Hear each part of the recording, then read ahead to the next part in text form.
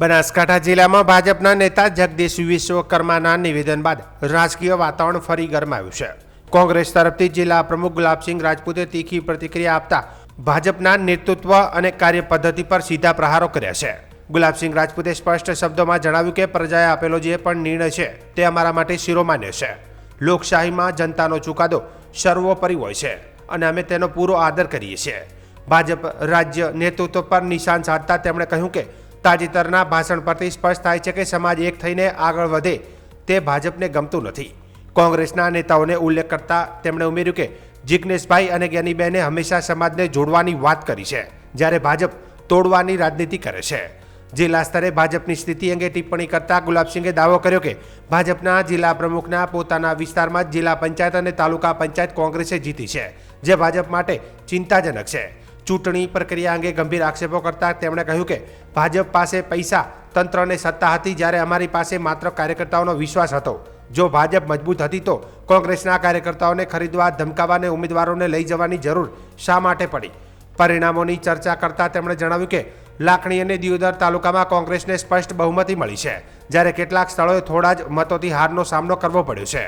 અંતમાં તેમણે વિશ્વાસ વ્યક્ત કરતા કહ્યું કે લોકશાહીમાં લોકોનો ચુકાદો અમે સ્વીકારીએ છીએ અને આવનારી વિધાનસભા તથા લોકસભાની ચૂંટણી માટે કોંગ્રેસ સંપૂર્ણ તૈયાર છે।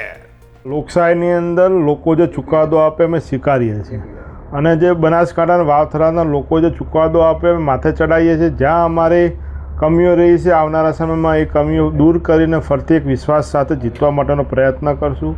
વાત રહે જ્ઞાનીબેનની અથવા જિગ્નેશભાઈ મેવાણીની, તો જ્ઞાનીબેન હોય કે જિગ્નેશભાઈ મેવાણી હોય, ઠાકોર સમાજ કે દલિત સમાજના એક સમાજમાં જાગૃતિ લાવવાનું કામ કરે તો એમાં ભાજપવાળાને કેમ પીડા થાય? કોઈ એમને ઠાકોર સમાજ કે દલિત સમાજને ખોટી દિશામાં તો લઈ જવાનું કામ નથી કર્યું, સમાજ સુધારણાનું કામ કર્યું છે। તો સમાજનો વગવિગ્રહની ક્યાં વાત આવે? આજે એમના જે ભાષણમાં અહંકાર હતો એ કોઈ બે સમાજને નીચું દેખાડવા માટેનો હતો, મને એવું લાગી રહ્યું છે। અને જ્યારે વડગામમાં હોય તો વડગામની અંદર પણ જિલ્લા પંચાયતની અંદર કોંગ્રેસ પાર્ટીનું સરસ પ્રદર્શન રહ્યું છે, તાલુકા પંચાયત ત્યાં કોંગ્રેસ પાર્ટીની બની રહી છે, ભાભરની અંદર હોય તો જિલ્લા પંચાયતની 3માંથી 2 સીટો કોંગ્રેસની આવેલી છે। દેખવા જઈએ તો વાવથરામાં ભાજપના જિલ્લા પ્રમુખ છે, એમના ખુદના તાલુકા પંચાયતની કે જિલ્લા પંચાયતની બેઠકે ગુમાવી છે। એવી રીતે કેટલાક સ્થાનિક સ્વરાજની ચૂંટણીમાં સ્થાનિક સમીકરણો શું બેસે છે એના ઉપર હોય છે। ભાજપ પાસે સરકાર હતી, પોલીસ હતું, તંત્ર હતું, પૈસો હતો, સહકાર હતું, અસંખ્ય અદૃશ્ય શક્તિઓનો એમને સપોર્ટ હતો। જ્યારે અમારે તો કોંગ્રેસ પાર્ટીના કાર્યકર્તાઓ ઉપર ચૂંટણી લડવાની હતી, સામ દામ દંડની નીતિથી ક્યાંક ડરાયા, ધમકાયા, ફોર્મ ખેંચાયા, ફોર્મ ખેંચવા માટે લાખો રૂપિયા સુધીનું તમારામાં જો એટલી જ તેવડ હતી તો શા માટે કોંગ્રેસના ઉમેદવારોને તમારે ફોર્મ ખેંચાવવા પડ્યા? શા માટે કોંગ્રેસમાંથી ઉમેદવારો લડાવવા પડ્યા? તમને તમારા ભાજપના લોકો પર તો વિશ્વાસ નહોતો કે ચૂંટણી જીતી શકે, ત્યારે તો તમે કોંગ્રેસના લોકોને છેલ્લી ઘડીએ ભાજપમાં લઈ જઈને ચૂંટણી લડાયા। તમે કોંગ્રેસના લોકોના ધાક ધમકીથી ફોર્મ ખેંચાયા।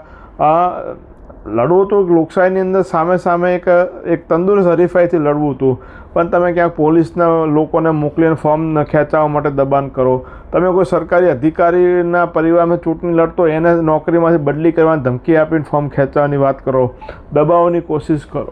તેમ છતાં જે ચુકાદો લોકોએ આપ્યો અમે સ્વીકારીએ છીએ અને હાર જીત તો રહે છે। કોઈ અમે જીતવાથી અમારા અહંકારમાં ના આવવું જોઈએ કે ભાજપને જીતવાથી એમને જે આજે અહંકારી ભાષા હતી પ્રવચનમાં એ ક્યાંક ને ક્યાંક આવનારા સમયમાં બનાસકાંઠા વાવથરાના લોકો એનો જવાબ આપશે। બાકી આજે પણ કહું છું, જ્ઞાનીબેને અથવા તો જિગ્નેશભાઈ મેવાણીએ ક્યારેય કોઈ સમાજના સારા માટે કામ કર્યું છે? જો દલિત સમાજ કે ઠાકોર સમાજને સમાજ સુધારણાનું કામ કરતું હોય તો ભાજપને એ બંને નેતાઓ આંખે વળગતા હોય તો શું બે સમાજના જે સુધારા થયા એમાં આગેવાની લેવું કોઈ ભૂલ છે એમની? આજે કોઈ પણ સમાજનો આગેવાન હોય પોતાના સમાજની અંદર સામાજિક સુધારણા માટે કંઈ પ્રયત્ન કરતો હોય છે, એ પ્રયત્ન જ્ઞાનીબેને ઠાકોર સમાજ માટે કર્યો, જિગ્નેશભાઈ ક્યાંક દલિત સમાજ માટે, કે દરેક સમાજ માટે જ્યાં પોતાના સમાજના લોકો સમાજના સુધારણા માટે કામ કરતા હોય એને જાતિવાદી તમે નામ આપો તો શું માત્ર ભાજપનું જે કામ કરતા હોય એ જ નેતા બાકી કોઈ બીજા પક્ષમાં આવે તો જાતિવાદી નેતા થઈ? એટલે આવી જે નાની માનસિકતા છે ના રાખવી જોઈએ. અને હજી તો સમય આવશે, ફરતી ક્યાં વિધાનસભા આવવાની, લોકસભા આવવાની છે. ખાસ કરીને નવા જિલ્લો હતો 8 તાલુકા પંચાયત માત્ર કોંગ્રેસને 2 જ મળે, શું કહેશો? કારણ દેખો, ફરતી કહું છું, દિયોદર લાખણીમાં સ્પષ્ટ બહુમતી આવી છે કોંગ્રેસ પાર્ટીની. વાત રહી ઘણી બધી તાલુકા પંચાયતોમાં નજીવા વોટથી અમે આ વખતે ચૂંટણી હાર્યા છીએ, જ્યાં કોઈક જગ્યાએ 17 વોટ, કોઈક જગ્યાએ 26 વોટ, કોઈ જગ્યાએ 31 વોટ, કોઈ જગ્યાએ 35 વોટ. આવા નાના નાના વોટોથી ઘણી બધી સીટો અમારે ગુમાવી છે. જિલ્લા પંચાયતની 170 વોટથી એક બેઠક ગુમાવી. પણ જે રીતે પહેલાં પણ કીધું કે લગ્નગાળો એટલો મોટો હતો જેનાથી વોટિંગની અંદર ક્યાંક ને ક્યાંક અમારી કચાશ રહી ગઈ ઉમેદવારોની પાર્ટીની, તો વોટિંગ સુધી અમે અમારા મતદારોને ના લઈ જઈ શક્યા. બાકી લોકોનો મિજાજ પત્રકાર તરીકે તમને પણ ખ્યાલ હશે અને કાર્યકર્તાઓને બધાને ખ્યાલ છે કે ભાજપના લોકોએ હાર માની લીધી હતી, પણ ક્યાંક ને ક્યાંક વોટિંગની અંદર કચાશ રહી ગઈ.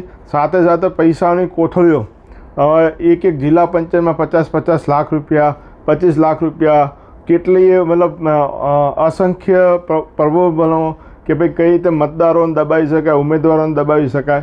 અમારા ઉમેદવાર ગરીબ પરિવારના સામાન્ય અથવા તો લોકોના ટેકાથી લડતા હતા. એમને પોલીસ તંત્ર, ડેરી, અસંખ્ય સંસાધનોના ટેકાથી ચૂંટણી લડતા હતા. એટલે ક્યાંક ને ક્યાંક આમની અંદર વોટિંગ કરવામાં અમારી કચાશ રહી. બાકી વાવથરાના લોકોએ અમને ઘણા બધા આશીર્વાદ આપ્યા છે.